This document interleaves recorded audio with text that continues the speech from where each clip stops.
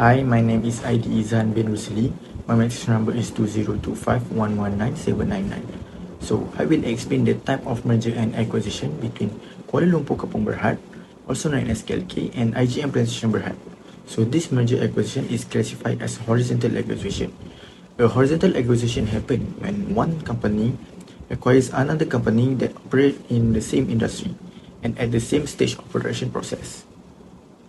In this case, both KLK and IGM Plantation are involved in the plantation industry, especially in oil palm cultivation and palm oil production. So, KLK decided to acquire IGM Plantation in order to expand plantation lands, banks, and increase the production capacity. So, through this horizontal acquisition, KLK is able to achieve economy of scales, improve operational efficiency, and reduce overall production costs.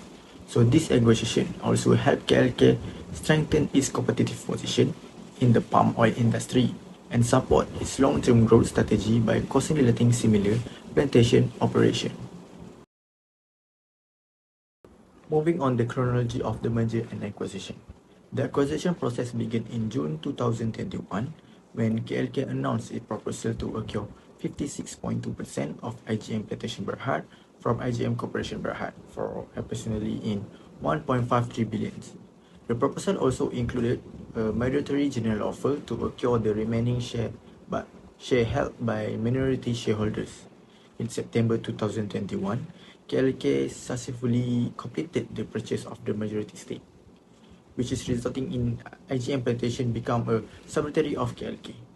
After that, KLK continued to increase its shareholding and by early 2022, KLK owned more 95% of IGM Plantation. As a result of this, IGM Plantation Berhad was delisted from Bursa Malaysia and become a whole-owned subsidiary of KLK. So this marked the completion of the merger and acquisition process and allowed KLK to fully integrate IGM Plantation operates in its existing plantation businesses. On this slide, we are looking at the target company in the palm oil industry. Between 2021 and 2022, Kuala Lumpur Kepong Berhad (KLK) act as the acquiring company, while the IGM Plantation Berhad was the target company. Throughout this deal, KLK acquired a controlling 56.2% stake in IGM Plantation Berhad. The transaction was valued at the approximately RM1.53 billion with a price of RM3 8% per share. As a result of this acquisition, KLK was able to increase its oil palm planted area by more than 29%, strengthening its position in the plantation sector. The company also realized profit of around RM700 million from the sale. Overall, this acquisition benefit both parties. KLK expanded its plantation operation, while IGM Berhad streamlined its business focus.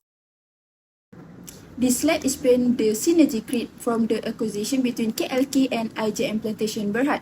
The main synergy came from operational and geographical alignment as both companies operate in the palm oil industry and in similar region. KLK benefit from immediate skill advantage by expanding its land bank, especially in overlapping such as Sabah and Kalimantan.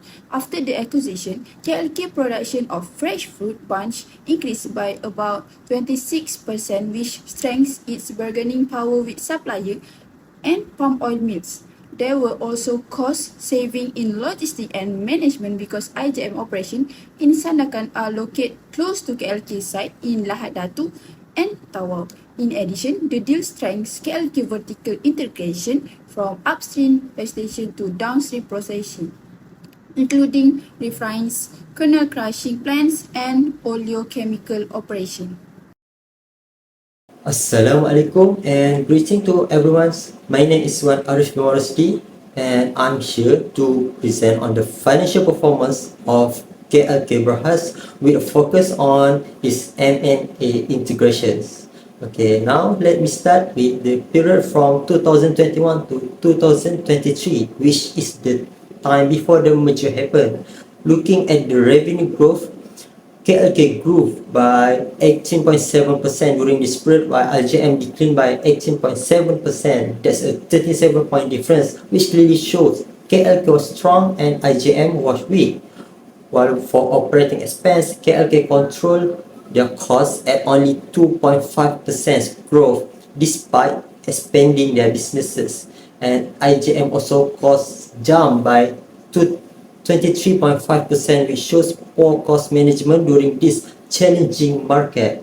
And regarding net income, both companies' net income fell about 63 to 67% due to the global palm oil collapse. This was an industry problem affecting everyone, not just their own problems. And looking at the goodwill and EBITDA metrics, KLK accumulated goodwill with 7.4% growth, showing continued M&A activity, while IJM goodwill increased by 35.8% but remained minimal in absolute terms. KLK EBITDA and cash generations were significantly stronger than IJM. Why does this matter? KLK entered the merger from a very strong position and with better operation and also superior efficiency, and IJM was under pressure and needed to be restructuring, and this made KLK the logical and strategic acquirer in this transaction. Now let's look at the period from 2023 to 2025, which is after the merger was completed in 2024, which is the investment year. Revenue dipped 5.8%, which is expected during this integration, and operation expense surged by 44.9% due to integration costs and system consolidation. Net income dropped 29.2%, but this is normal and expected during the restructuring phase. By 2025, which is the payoff year, revenue rebound by 12.3%, shows strong recovery, and operating expense only increased 21.2%, which shows excellent cost control operation scale, and net income rebound by 38.3%, approaching the pre-merger profits level, and most importantly, EBITDA surged by 19.7%, which prove that synergies are real and the mergers followed by a clear two-phase pattern. First, there was pain in 2024 with integration costs. Then there was gain in 2025 with synergy benefits. The 90.7% EBITDA growth shows the combined company generates stronger cash flow and operational efficiency than each company would have separately. In summary, pre-merger KLK was strong and IJM was weak, making it a perfect strategic fit in 2024, as there was a short-term pain from integration costs, and in 2025 synergies delivered with 38.3% net income growth and 19.7% EBITDA growth, and this merger successfully creates shareholders value. My name is Batrisha binti Muhammad Suri. My ID number is 202512787. So in this section, I will explain the financial impact of the KLK's and IJM Plantation merger by comparing the pre-merger and the post-merger performance. The analysis focused on the three main areas. First, key financial indicators. Second, whether the operational and strategic synergies were achieved or realized. And the third one, whether the merger has created a long-term value. This comparison allows us to assess if the acquisition has achieved its financial and strategic objective. Before the merger, KLK Berhad demonstrated a relatively stable and growing revenue, while IJM, on the other hand, experienced a consistent decline. This highlights the KLK's stronger market positions and operational skill prior to the acquisition. After the merger, KLK's revenue initially declined due to the integration adjustments and operational restructuring.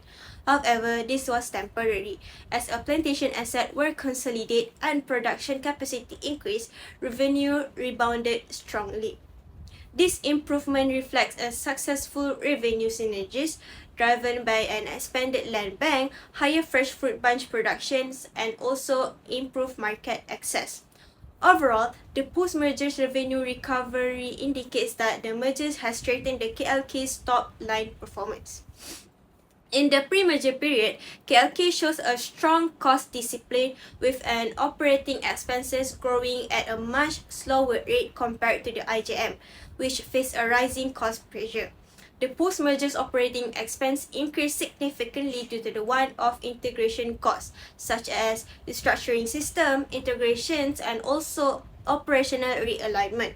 While this initially weakened the cost efficiency, it was an expected short-term effect of the merger. As integration progressed, cost growth began to moderate, indicating that the economies of scales and operational efficiencies were gradually realized.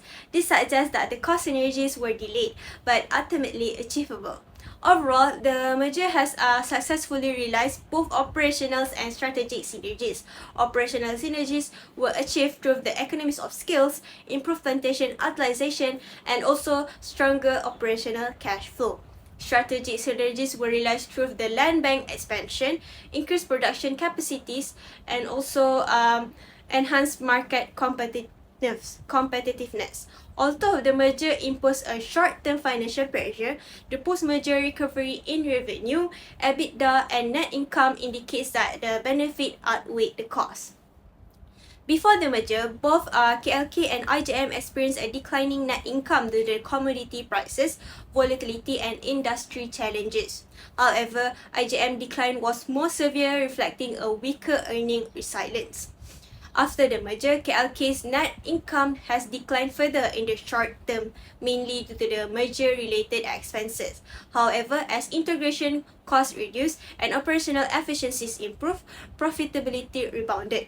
This recovery demonstrates that the merger has enhanced the KLK's ability to generate sustainable profit, confirming that the earnings level synergies were successfully realized over time. So, in conclusion, the pre- and post-merger comparison shows that the acquisition has successfully strengthened the KLK's financial position, synergies were realized progressively, and the key financial indicators improved over time. And the merger has created a sustainable long-term value. Therefore, I conclude that the KLK's and IJM merger can be considered as financially and strategically successful. My name is Muhammad Zugana Biroslan. I'll be presenting about target company and that use defensive tactics. For this slide, I will explain the defensive tactics in this acquisition. So first, KLK did not use any defensive tactics because KLK was the buyer, not the target company. KLK focused on growing the business through a planned acquisition and followed Bursa Malaysia rules, including mandatory general offer. Next, for IJM Plantation also did not use defensive tactics. This was a friendly takeover. The sale was agreed when IJM sold a 56.2% stake to KLK. There were no action like poison pills or legal resistance. The mandatory general offer and the listing show that IJM accepted the takeover. In a short, there is not defensive tactics were used and the deal went smoothly.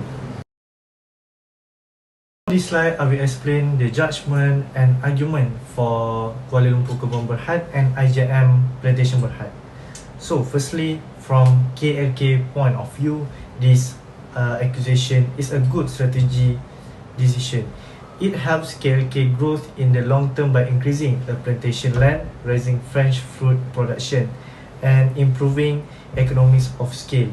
Although KLK faced some short-term cost pressure during the integration process, this result after the merger show improvement in revenue and net profit. This means the operational benefit and cost efficiency are starting to take effect. Overall, the merger makes KLK more competitive and stronger in the palm oil industry. So next, IJM Plantation Berhad. The deal is good for survival and focus. IJM Plantation was facing weaker performance, so joining a stronger company like KLK helps to improve stability. At the same time, IJM was able to get value from its plantation business gain capital from the sale and focus more on its main businesses, which are construction and infrastructure. This lead to better use of capital and clearer business direction. In conclusion, this merger benefit both sides. KLK gains growth and efficiency, while IJM gains focus and stronger finance. That's all for me. Thank you.